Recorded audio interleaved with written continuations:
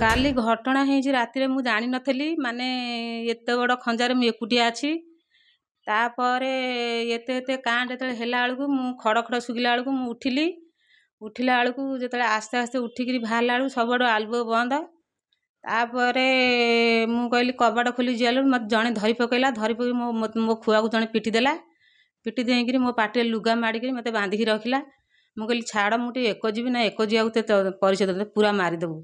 ମୁଁ ଅନୁରୋଧ କଲି ମୋ ପୁଅ ଗୋଟିଏ ବାହାରେ, ମୁଁ ଏକା ଏ ସାହି ଭିତରେ ଏକା ଅଛି ଘର ଭିତରେ, ସେମାନେ ବାହାରେ ତାଙ୍କର ପଛେ ନେଇଯାଅ ମୋତେ ମୋ ଜୀବନକୁ ରକ୍ଷା ମୁଁ କର ଟିକେ।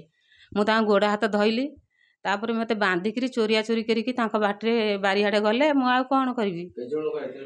କେତେ ଜଣ 2 ଜଣଙ୍କୁ ମୁଁ ଦେଖିଛି।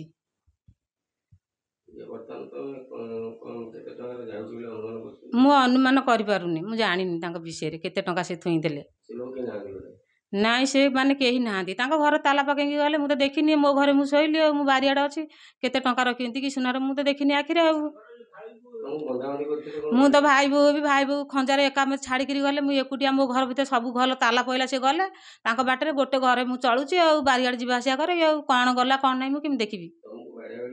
ମୋତେ ବାଡ଼େଇ ହିନ୍ତି, ମୋ ଛୁଆକୁ ବାଡ଼େଇ ହିନ୍ତି, ମୋ ଛୁଆକୁ ବାନ୍ଧିକିରି ଯାଇ ହିନ୍ତି ପାଟିରେ ଲୁଗା ମାଡ଼ିକିରି। ଘଟଣା କ'ଣ, ଆମ ଗାଁରେ ତ ଏମିତି ଘଟଣା କେବେ ହେଇନଥିଲା।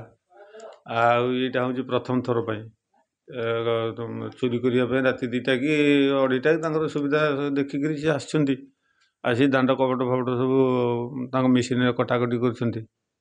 ତାପରେ ଘର ଭିତରେ ପଶି କ'ଣ ତାଙ୍କର ବାହାରେ ରହୁଛନ୍ତି, ବହୁତ ପଇସା ପତ୍ର ସୁନା ରୂପା ରଖିଥିବେ, ଆଉ ବୋଧେ ଆସିକି ତାକୁ ଭଙ୍ଗା ଚୋଦରା କରିକି ନେଇକି ଯାଇଛନ୍ତି ଆଉ।